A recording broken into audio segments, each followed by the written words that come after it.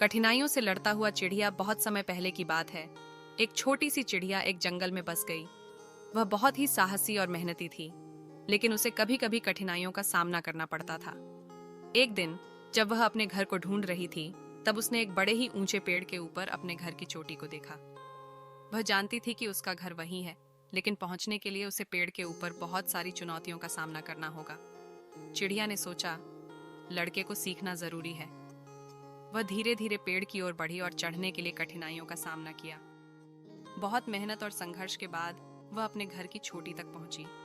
वह खुश थी कि उसने कभी हार नहीं मानी और हमेशा अपने लक्ष्य की ओर बढ़ते रहे। इस कहानी से हमें यह सीखने को मिलता है कि कभी कभी हमारे लिए कठिनाइयां आती हैं, लेकिन हार नहीं मानना हमारे उत्कृष्टता की ओर एक कदम और कदम बढ़ाने का मौका देती हैं।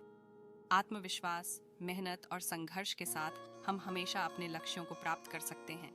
किसान की मेहनत, द फार्मर्स हार्ड वर्क। एक गांव में एक किसान रहता था। वह बहुत मेहनती था और हमेशा अपने खेतों में काम करता रहता था। एक दिन उसने अपने खेत में एक बड़ा सा पत्थर खुदाया। किसान ने सोचा, इस पत्थर का क्या करूं?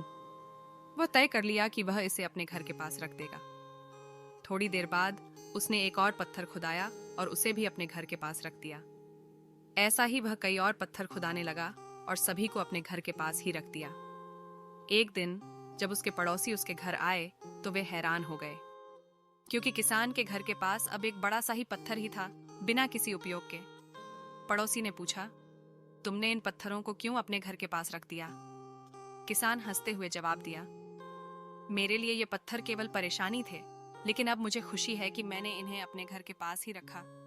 ये मुझे याद दिलाते हैं कि मेहनत का परिणाम अक्सर देर से मिलता है, लेकिन अगर हम मेहनती रहें तो हमें जरूर मिलता है। इस कहानी से हमें यह सीखने को मिलता है कि मेहनत कभी भी बेकार नहीं जाती और हमें समर्पण और प्रतिष्ठा से काम करना चाहिए। अगर आपको ये कहानी अच्छा लगे तो लाइक और सब्सक्राइब करें।